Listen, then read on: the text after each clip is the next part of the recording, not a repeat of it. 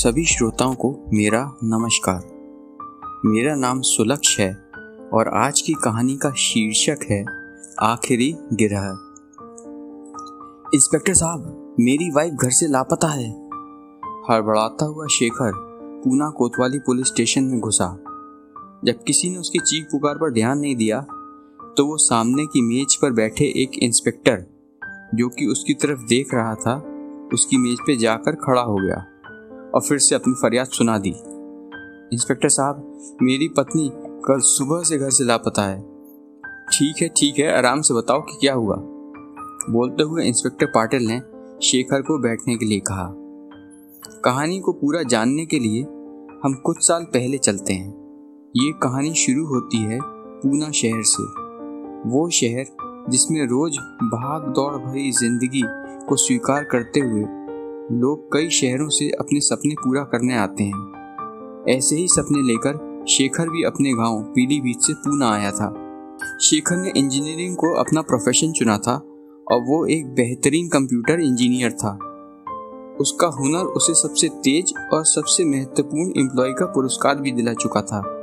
26 साल का शेखर जब पूना आया था तो एक मामूली सा शर्मीला लड़का था, पर धीमे धीमे वो भी कॉरपोरेट जगत के कल्चर से दूर न रह सका और बड़े शहरों के रीति रिवाजों और रहने के ढंग में घुलता मिलता गया। पर वो कभी न भूला कि उसकी असली पहचान क्या है। समय का चक्र चलता रहा और शेखर ने अपने माँ बाप की पसंद से अपने गांव की ही एक लड़की शालिनी से शादी कर ली। शालिनी भी पढ़ी लिखी सभ्य घर की लड़की थी। शादी के कुछ साल तो बहुत आराम से निकले, पर बड़े शहर के रंग ढंग उसके ऊपर यूं चढ़े कि उसके पैर जमीन से हट गए और उसके अंदर वो सारी आदतें अपना घर कर गईं जो कि एक शादीशुदा जिंदगी में घुन की तरह नींव को कमजोर कर देती हैं। पूरे दिन अपनी सहेलियों के साथ घूमना, पार्टियां और शराब। पता ही नहीं चला उसे कि वो कब शेखर से दूर होती चली गई। घर में लड़ाइयों का सिलसिला चलने लगा था और एक दिन जब पानी सर से पार हो गया तो शेखर को लगा कि उन लोगों को थोड़े दिन एक दूसरे से दूर रहना चाहिए। और जब कुछ दिन शालिनी अपने गांव में इस शहरी सभ्यता से दूर रहेगी तो उसे सोचने का समय मिलेगा कि किसने क्या गलत किया। दोनों भारी मन से सो गए क्योंकि दूसरे दिन उनको अपनी गाड़ी से काफी लंबा सफर तय करना था। दूसरे दिन सुबह सुबह जब अलार्म बजा तो शेखर ने अपने बगल में देखा कि बिस्तर खाली है।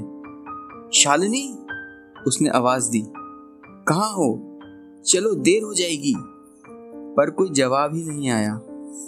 आंख मलता हुआ वो बाहर कमरे में गया तो देखा रात को जो सामान पैक किया था वो भी गायब है। अब उसको कुछ अजीब सा लगा और उसने पूरे घर को देख डाला, पर शालिनी का कोई अता पता नहीं था। उसने मोबाइल से उसे कॉल करना चाहा, पर शेखर का मोबाइल तो परसों रात को ही उनकी लड़ाई झगड़े में टूट गया था। हड़बड़ाते हुए उसने उसकी सारी सहेलियों के घर जाकर पूछा, पर किसी ने दरवाजा तक नहीं खोला। सारे हॉस्पिटल और मुर्दा घर भी चेक किए, पर कुछ पता न चला। ढूंढते ढूंढते रात हो आई तो वो वहीं स्टेशन पर सो गया और जब कोई सुराग न मिला तो अंत में वो भागता हुआ पुलिस स्टेशन जा पहुंचा। इंस्पेक्टर पाटिल एक सीनियर ऑफिसर थे और 5 दिन बाद अपने रिटायरमेंट के इंतजार में दिन व्यतीत कर रहे थे। उन्होंने अपने शहर में अपनी एक साफ और शरीफ इंस्पेक्टर की पहचान स्थापित की थी। वो अपने स्टेशन के हेड थे और उन्होंने अपने बल पर कई बड़े केस चुटकियों में सुलझा दिए थे। शेखर ने अपनी आपबीती इंस्पेक्टर पाटिल को सुनाई तो उन्होंने पूछा, उसके घर फोन किया? हो सकता है वो गुस्से में रात को सीधे अपने घर चली गई हो। हाँ इंस्पेक्टर साहब, सबसे पहले वहीं फोन किया था, पर उन्होंने कहा कि वो यहाँ नहीं आई है। एक काम करो, उसके घर वालों को यहीं बुला लो। इन्वेस्टिगेशन उनके साथ में होगा तो कई चीज पूछने में आसानी होगी, पाटिल ने शेखर से कहा। पर इंस्पेक्टर साहब, वो लोग जब तक आएंगे तब तक बहुत देर हो जाएगी। आप इन्वेस्टिगेशन स्टार्ट करिए, मैं उनको बुला लेता हूँ। कहते हुए उसने अपनी जेब से डायरी निकाली जिसमें सबके नंबर थे। डायरी को देखते ही इंस्पेक्टर पाटिल चौंक गए। ये नीचे वाले हिस्से में क्या लगा है? इंस्पेक्टर पाटिल ने शेखर से पूछा। पता नहीं मुझे, कहते हुए शेखर ने डायरी पलटी तो देखा डायरी के पीछे का हिस्सा पूरा खून से लाल है। ये खून किसका है मिस्टर शेखर? इंस्पेक्टर पाटिल ने थोड़ा चौंकते हुए सख्ती से पूछा। पता नहीं मुझे, हो सकता है कल भाग दौड़ में कहीं से लग गया हो। कल बहुत सारे हॉस्पिटल और मुर्दाघर भी जाना पड़ा था, शेखर ने जवाब दिया।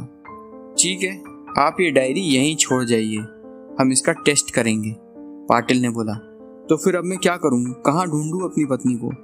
अभी तो आप घर जाकर आराम करिए और हमें अपना काम करने दीजिए, पाटिल ने शेखर से कहा। तो शेखर भी भारी मन से बाहर निकल गया। शेखर के निकलते ही पाटिल ने एक हवलदार को बुलाया और कहा, जरा ये डायरी लो और इस पर लगे हुए खून की जांच कराओ कि ये किससे मिलता है, पर पहले इसकी पत्नी के घर वालों को फोन करो और पूछो कि वो कब आएंगे। सुनते ही हवलदार ने फोन लगाया और पाटिल को पकड़ा दिया। तो पता चला कि उनको तो शेखर ने फोन ही नहीं किया था। तो शेखर मुझसे झूठ बोल रहा था क्या? सोचते हुए पाटिल ने फोन नीचे रख दिया। दूसरे दिन ही पाटिल ने शेखर को थाने बुलाया और सवालों का सिलसिला शुरू हो गया। शेखर, कल मैंने शालिनी के घर वालों को फोन किया था, उन्होंने बताया कि तुमने उनको कुछ बताया ही नहीं है। मुझसे झूठ क्यों बोल रहे थे? कुछ छुपा रहे हो क्या? कहीं ऐसा तो नहीं कि लड़ाई इतनी बढ़ गई थी कि तुमने आवेश में आकर अपनी पत्नी का खून कर दिया? पाटिल ने सख्त आवाज में पूछा। तो शेखर घबरा गया और बोला, अरे इंस्पेक्टर साहब, आप कहाँ बात लिए जा रहे हैं? मैंने इसलिए नहीं बताया था उन्हें कि मेरी हिम्मत ही नहीं हो रही थी कि क्या बताऊं अपने रिश्ते के बारे में, इसलिए मैंने फोन नहीं किया। तो मिस्टर शेखर, एक काम करो, तुमने बताया था ना कि तुम्हारा और तुम्हारी पत्नी का ब्लड टेस्ट हुआ है, तो कहाँ हुआ है वो बताओ और हम उस डायरी से खून को मैच कराएंगे। और जब तक ऐसा नहीं कर लेते, आप रोज सुबह यहाँ आकर हाजिरी देंगे। कहते हुए पाटिल ने एक पेपर उस लैब का पता लिखने के लिए आगे बढ़ा दिया। ठीक है, पर आप गलत आदमी पर शक कर रहे हैं। वो जिंदा है और उसको ढूंढने के बजाय आप मेरे ऊपर ही शक कर रहे हैं, शेखर ने जल्लाते हुए बोला और पता देकर बाहर निकल गया। तीसरे दिन भी शेखर हाजिरी देने थाने पहुंचा तो पाटिल उसे बाहर ही खड़ा हुआ मिला। हमने लैब को खूनों की जांच करने के लिए दे दिया है, 1 घंटे में रिजल्ट आ जाएगा और तब तक आप मेरे साथ ही रहेंगे, कहकर पाटिल ने शेखर को अपनी जीप में बैठने को बोला। आप मेरा यकीन तो करिए, एक बार वहां चलिए जहां वो अक्सर पार्टी किया करती थी। हो सकता है आपके पूछने पर वहां कुछ लोग आपको बता पाएंगे क्या हुआ, शेखर जीप में बैठते हुए बोला। ठीक है शेखर, ये भी कर लेते हैं। अब वो उस रेस्टोरेंट की तरफ रवाना हो गए जहां वो अक्सर पार्टी किया करती थी। पहुंचकर पाटिल ने सख्ती से वहां के मैनेजर से पूछा, पर कोई फायदा नहीं हुआ। आखिर शालिनी गई कहाँ? कहीं शेखर ने उसका खून करके उसको कहीं छुपा तो नहीं दिया, या वो सही में जिंदा है और कहीं चली गई है शेखर से दूर। एक बार रिपोर्ट आ जाए तो कुछ समझ में आए। यही पाटिल सोच रहा था कि उसके मोबाइल की घंटी बज पड़ी। उत्सुकता में पाटिल ने जल्दी से फोन उठाया। हेलो, बताएं क्या पता चला? जी, वो खून शालिनी जी के खून से ही मैच करता है। सुनते ही पाटिल ने शेखर को कस के पकड़ लिया और बेहद सख्ती से पूछा, बताओ कहाँ है शालिनी, वरना मुझे और भी तरीके आते हैं। मुझे कुछ नहीं मालूम इंस्पेक्टर साहब, मेरा यकीन करिए। अगर मैंने कुछ किया होता तो आपके पास क्यों आता? शेखर ने परेशान और डरी हुई आवाज में बोला। तो ये शालिनी के खून से सनी हुई डायरी तुम्हारे पास क्या कर रही है? पाटिल ने और सख्ती दिखाई। मुझे कुछ नहीं मालूम इंस्पेक्टर साहब, ये सब क्या हो रहा है? मैं तो बस अपनी खोई हुई पत्नी को ढूंढ रहा था और ये खून कहाँ से लगा मुझे नहीं पता। शेखर ने अपना बचाव करते हुए इंस्पेक्टर को समझाने की कोशिश की, पर वो नाकामयाब हुई और इंस्पेक्टर पाटिल ने उसे जीप में बैठाया और उसके घर की तरफ रवाना हो गया। अब वह शेखर के खिलाफ सबूत ढूंढना बाकी था। घर पहुंचकर पाटिल ने पूरा घर तितर बितर कर दिया। बस एक सबूत और ये केस मेरे रिटायरमेंट से पहले सुलझ जाएगा और ये मेरा 100वां सफल केस होएगा। इसी उम्मीद से पाटिल अपने रिटायरमेंट की डेट से पहले एक और तमगा अपने नाम करना चाहता था।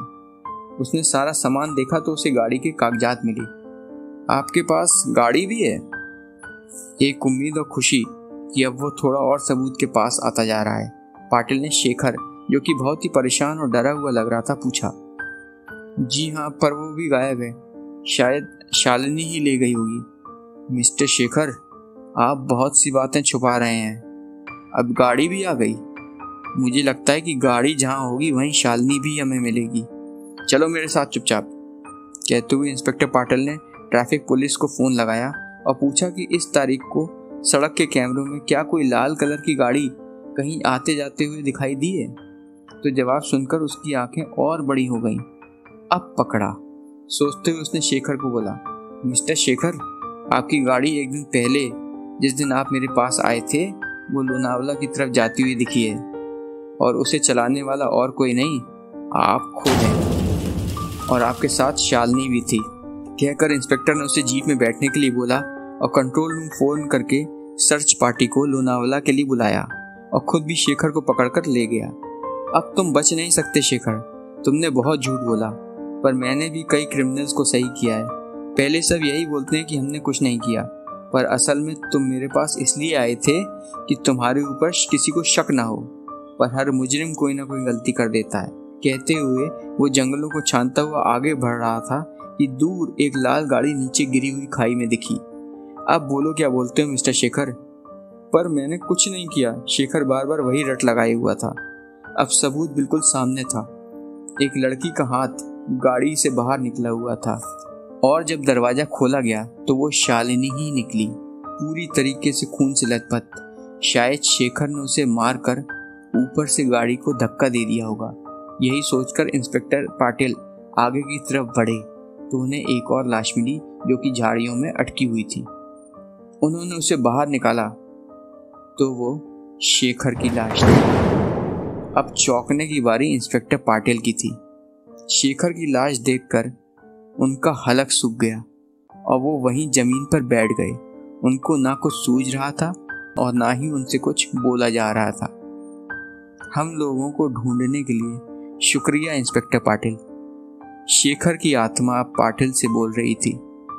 अगर मैं आपको बता देता कि मैं मर गया हूँ और अपना अंतिम संस्कार कराना चाहता हूँ तो आप मेरा यकीन नहीं करते, तो मजबूरन मुझे झूठ बोलकर अपने आप को आपसे ढूंढवाना पड़ा।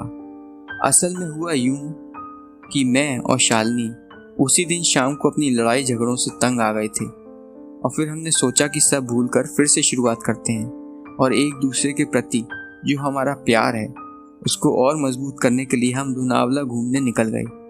पर किस्मत को भी ये मंजूर नहीं था और मेरी जरा सी चूक ने हमारी गाड़ी को खाई में गिरा दिया। सब मेरी गलती है और जब तक हमारा अंतिम संस्कार नहीं हो जाता तब तक हमें मुक्ति नहीं मिलेगी। इसलिए मैं आपके पास आया था, पर कोई मुझे देख ही नहीं पाया, सिर्फ आप ही देख पाए। मेरी छोटी सी गलती और नासमझी ने ये क्या कर दिया। ऐसा नहीं है। पीछे से आवाज आई तो देखा शालिनी की आत्मा भी खड़ी थी। जीवन भर हम लोग लड़ते रहे, जब सही से जीने का होश आया तो मर गए, पर अब भी देर नहीं हुई है। जीते जी ना सही, अब तो हम एक साथ रह सकते हैं। कहकर शालिनी ने शेखर का हाथ पकड़ा और दोनों हवा में धीमे धीमे विलीन हो गए। अब सारी चीजें इंस्पेक्टर पाटिल को समझ में आने लगी थी कि थाने में बाकी सारे लोग शेखर को क्यों जवाब नहीं दे रहे थे, क्योंकि कोई उसे सुन ही नहीं पा रहा था और वो घर फोन क्यों नहीं कर पाया।